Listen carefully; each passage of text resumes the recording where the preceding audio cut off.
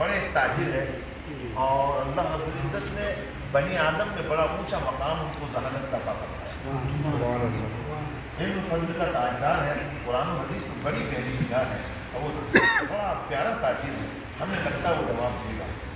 لوگوں کو پیچھے لوگوں یہاں سے بڑے بڑے علماء وہ جواب نہیں دے، وہ کیسا نوجوان دے گا، جوان کے علم پر گایا وہ حماد سوتی کے شاگرد ہے، تو انہوں نے کہا کہ بھائی ٹھیک ہے، وہ اتنے بڑے عالم ہیں کہ چھائے ہوئے ان کا شاگرد ہوں گے تو اس مقام پہ ہوں گے۔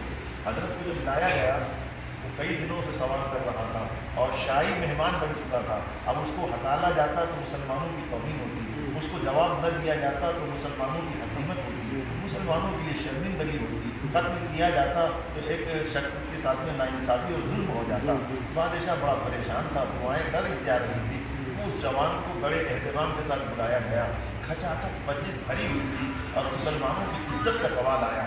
اس وقت میں ہمارا امام سرزمین تشریف لایا، سبحان اللہ، اور بڑی شان کے ساتھ کہا کہ کون ہے سوال کرنے والا؟ انہوں نے کہا میں ہوں۔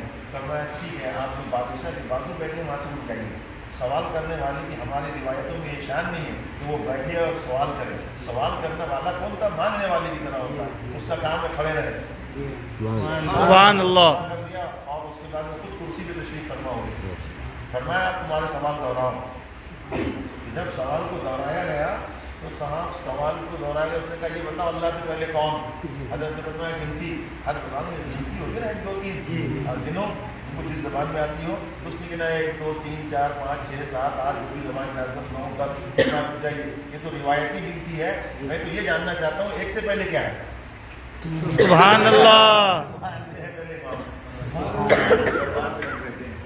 عقل سے جواب کا تعلق تھا۔